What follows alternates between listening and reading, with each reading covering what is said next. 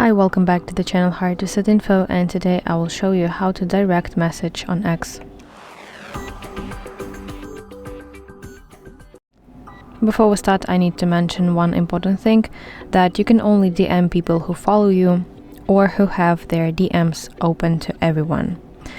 Okay, so open X application on your phone, and in the bottom right corner of your screen you have to tap this letter icon.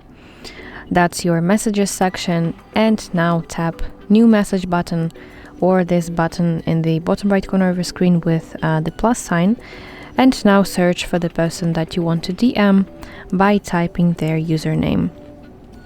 From the list that appears, you have to select specific person that you want to DM, and this will redirect you to chat with this person. So type your message, and when you're ready to send it, just hit the send button right here that looks like paper plane icon. And now you see that my message in the status sent. So that's it. Thank you for watching. If you find this video helpful, please like it and subscribe to our channel to see more content like this.